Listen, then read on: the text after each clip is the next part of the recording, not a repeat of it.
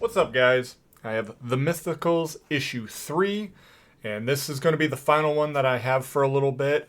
But overall, I've been very much enjoying this trilogy as it is right now. And so, yeah, like I said, this is our third one. We see on the cover here, we got Julian fighting Carl. I will say that this is, in fact, in there.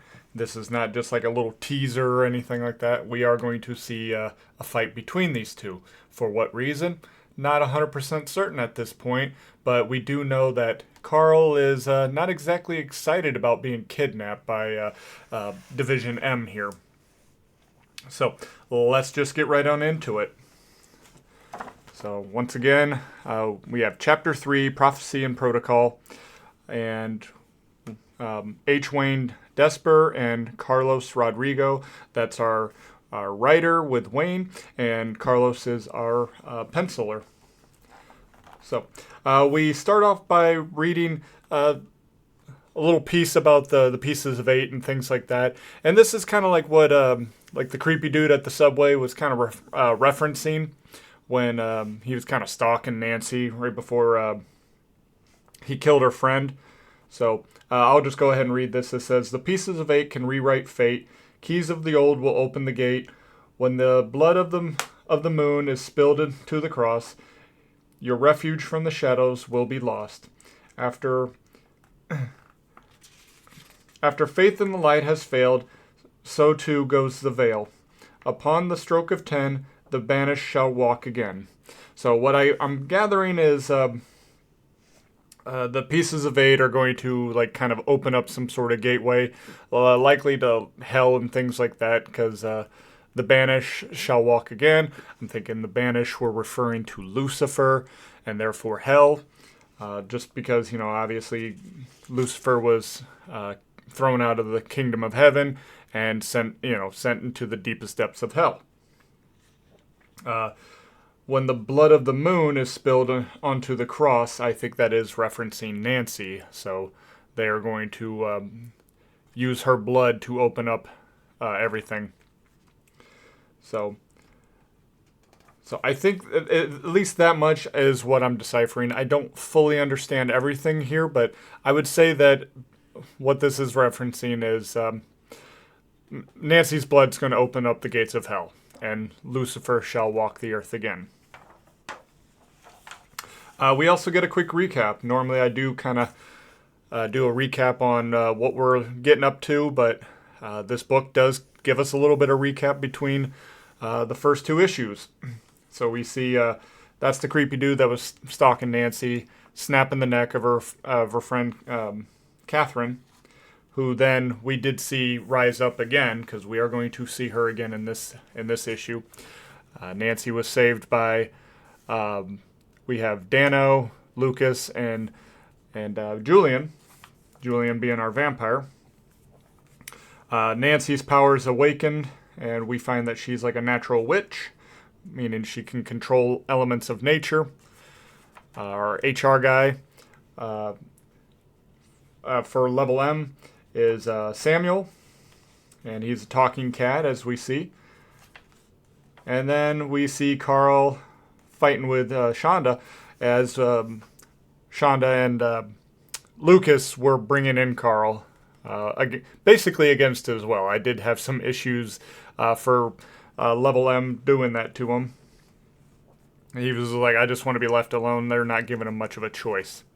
And I will say, to kind of hint at things to come, they're not going to give him much of a choice continuing.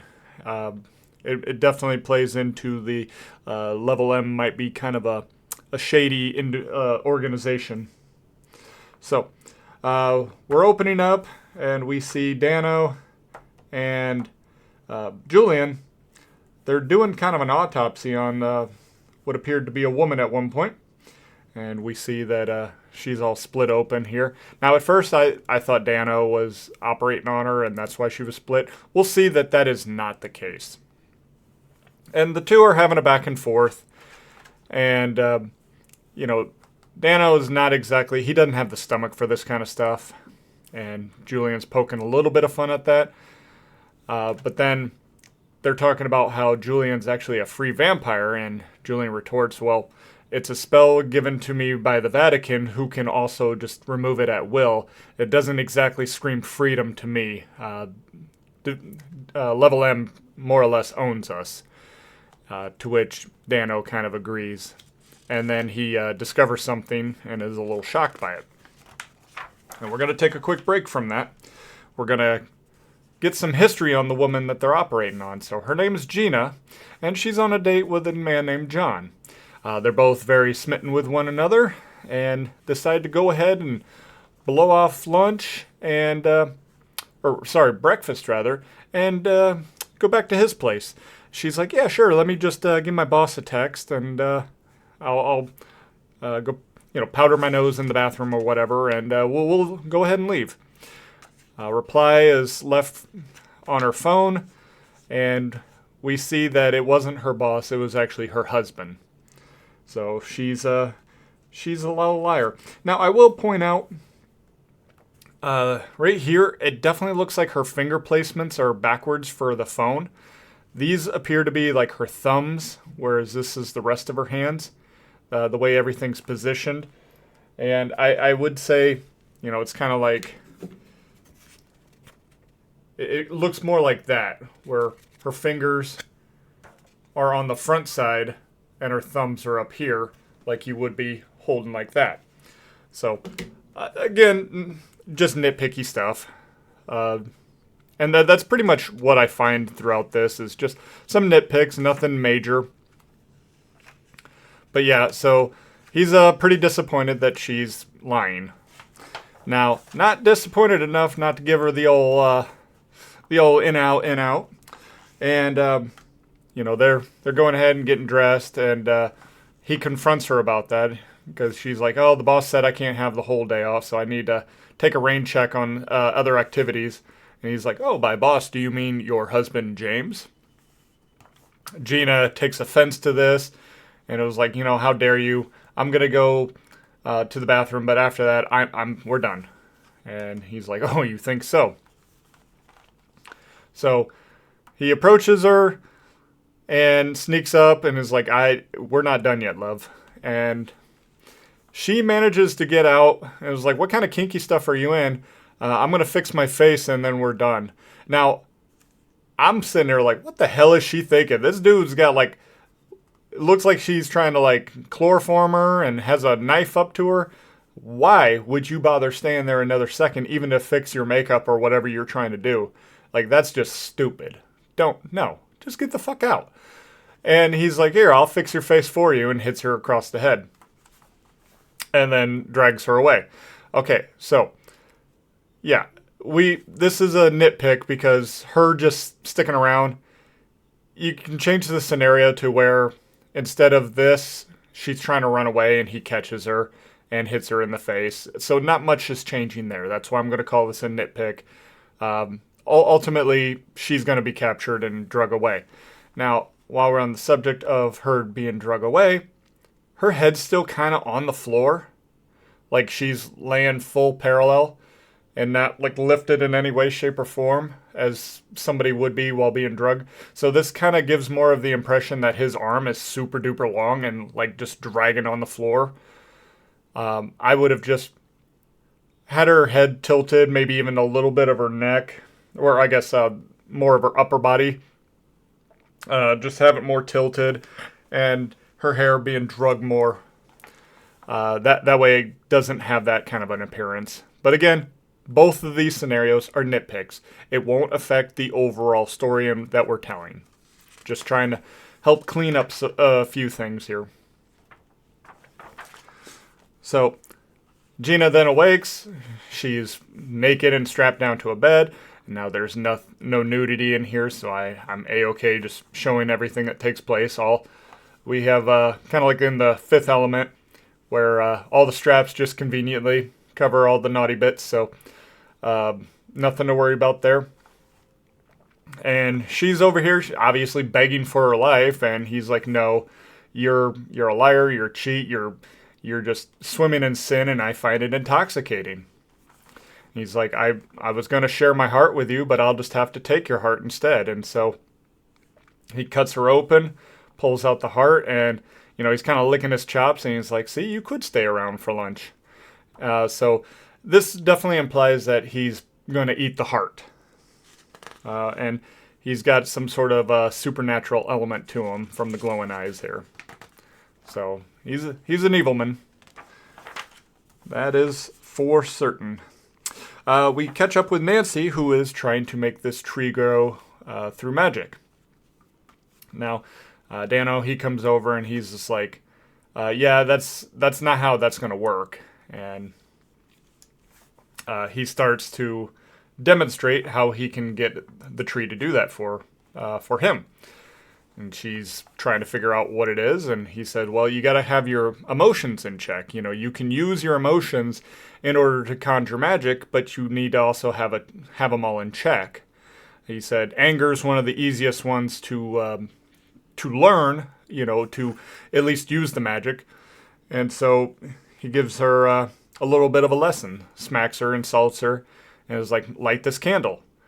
And she wasn't able to do it the first time, so he comes at her again, and she stops his hand from smacking her again, and lights the candle. For which he's like, see? She's like, well, you didn't have to hit me. He's like, believe me, you'll thank me later.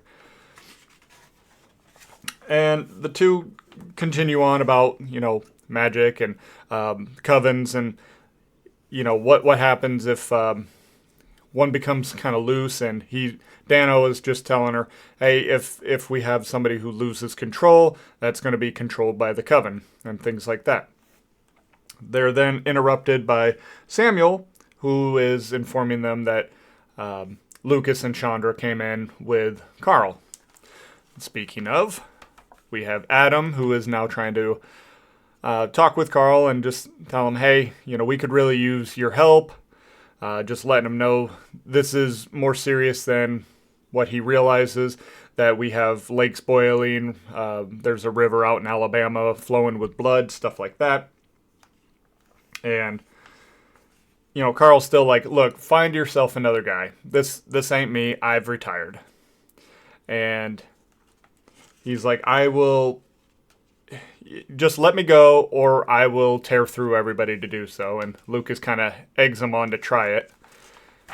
For which Carl tries, but he gets almost zapped looking. But we find the bars are actually made of silver, and of course, werewolves can't handle silver.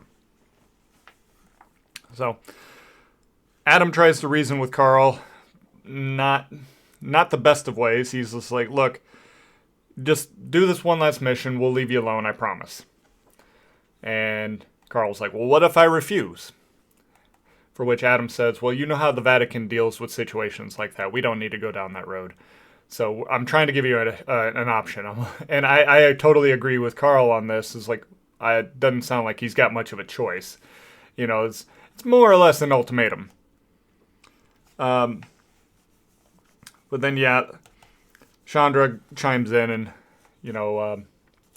says, okay, Carl, well, we also need to get you shaved and cleaned up because you're looking like a mountain man. And she said that that's not really in. So as he comes out, Lucas tries to, bury the hatchet after the fight. And is like, look, I'm sorry I had to shoot you in the back. No hard feelings. And Carl's like, okay. And he asks Lucas where he got his glasses. And Lucas is like, oh, they're special ordered. I can get you some. And Carl crushes the sunglasses. Like, no hard feelings. Little petty, but I think Carl earned that one. Meanwhile, we check in with our little serial killer, John, here. And we see Catherine, Nancy's old friend who was possessed after her death, is coming in to check on him.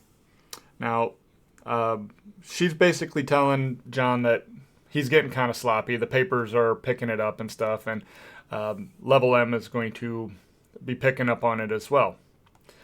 And he makes a little threat at her, for which entices her, shall we say. And she flings him up with dark magic and is like, shut up and listen. I got a message from Lucifer himself. To which John is pretty surprised, and he's like, okay, what does he want? And she just says, not only does he want you to keep doing what you're doing, but needs to increase the frequency in which you're doing that. And she does reference his meals, like increase the frequency of his meals. So yeah, he's eating the hearts, if nothing else. So then, Nancy is now about to meet Carl, and she stumbles as she tries to introduce herself. Carl does pick up on her being somebody who can use magic, and he doesn't seem exactly pleased with this idea. So I'm sure we'll find out why later. But yeah, he's not the happiest about it. Meanwhile, Lucas is dispatching the next mission, and they're finding that it's a homicide case, for which they're like, well, it just seems like a cut and dry case. Doesn't really involve any kind of supernatural elements. Why is this our thing? And for which Lucas just says, because we were told to do it. Now just shut up and listen. Carl was like, yeah, same shit, different day with this, guys. So yeah, we find that was in fact Gina, who we saw was all cut open. And Lucas tells everybody what to do. So he's going to have Chandra and Carl go down to where her body was found and see if they can find any leads down there. And he tells Dano that he's going to do an autopsy on the body and that Julian's going to provide assistance once he wakes up. Now, the mention of Julian does kind of upset Carl a little bit. These two have a history, we find. And Chandra's just like, hey, look, once you see Julian, please don't make a scene. And Carl's only response is, I won't kill him. And that's where we're going to leave that for right now. Meanwhile, we see what Dano was so surprised about during the autopsy. We're now all caught up here. And we see that it's just infected with dark magic. Somebody's used like a life force kind of spell on her, where it's just drained her of all of her life, and maybe that's why she looks as old and ragged as she does compared to the young, vibrant woman we saw when she was alive. And so they were talking about how Carl is now entering the mix, and Julian's like, I don't think he's going to be so happy to see me, and things like that. And that they must be pretty desperate to want to pull him out of retirement. And Dano's like, okay, well, hey, I'll tell you what, I'm finishing up here.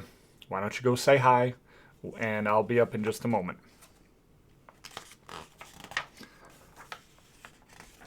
So then we cut over. Nancy, she's going to be the one doing the primary investigating work, but she's also using the computer and kind of putting an algorithm in it to pull any potential mythical stories and have them more something that pops up for them really quick. And she calls it the Mythical Occurrence Detector, or MOD for short, for which Samuel over here, he kind of cringes. He's like, oh God, you government workers and your love of acronyms. Lucas gives her a little, punch on the shoulder, like, good job, kiddo, that kind of stuff. And he also says, maybe you can also tell us how to figure out what the blood of Luna is, for which catches Samuel's attention. And both are like, yeah, that crazy dude from the subway, he was talking about it. This makes Samuel, he's like, oh, I gotta go run. And so he does. And Lucas is like, oh, he's just being real dramatic, and I hate it when he does that. He's just gonna go to the library and check a bunch of his books. And so Nancy starts talking a little bit of nerd speak, and Lucas no longer has any interest and just walks away. Nancy calls him a dick, and Chandra says he's not that bad once you get to know him. And so Lucas and Carl reappear, and they're talking. Nancy gets another message. It says, find the pieces, Nancy, before they do. Again, still have no idea who's sending Nancy all these text messages, but I can definitely say that Level M certainly has some questionable things that they do, kind of like just coercing Carl into joining them, even though he was retired. So Julian makes his appearance. He does try to play nice with Carl. He's like, "Hello, Carl. It's a pleasure to see you after all so many years." For which Carl just responds by punching him in the face, and the two start to have it out. Julian does say, "Hey, I heard you guys talking about me behind my back. If you want to say something, by all means, say it to me." And Carl's like, "Okay, don't mind if I do." And so he transforms into the werewolf, and here's our fight from the cover that we're seeing. And so basically what is getting Carl so worked up is he blames Julian for the death of his wife. And I believe her name was Olivia. Now, Olivia was Julian's sister. And so they're both just fighting it out. And Julian does say that he was frustrated with the outcome of like the investigation into her death, and it left him exiled. This gives Carl a little bit of a pause. Before Julian is able to explain, here comes Samuel again. And he's panting, and he's in a panic and just letting everybody know it's all connected. He says that the increase in piercings, the Vatican, everything everywhere is just all connected right now. And so we're seeing the crazed dude from the subway. We're seeing Catherine, the demon bishop dude. They're all connected to, I'm guessing this is Lucifer himself. He said, something is coming and it's bringing hell with it. And who I'm assuming is Lucifer says, the pieces of 8 will be mine. So this is like now the second book where the pieces of 8 are mentioned. And that is where our story ends. And we do get a little preview over here. It says the gang goes to the bar. And so it's probably going to be like where they have some sort of informant who's, got his, got his ears open and just listening to all sorts of things. And it's kind of not exactly a snitch or anything like that. Just, somebody who knows things. And, you see that kind of character all over the place. Those are always good characters to have. So, pretty solid book. Like I said, there's a few tisms here and there. Nothing that's exactly like breaking in the story or anything like that. It's all usually pretty nitpicky stuff. The main story holds up pretty well. I'd give this book a good 8 out of 10. I would say the art has improved from the first issue to this one. I did think that the art improved a little bit in the second one, but I would say this one's a clear and cut dry as far as art improvement. I really like what it had to offer us as far as a feast for our eyes. So yeah, I would certainly recommend the Mythicals as a series.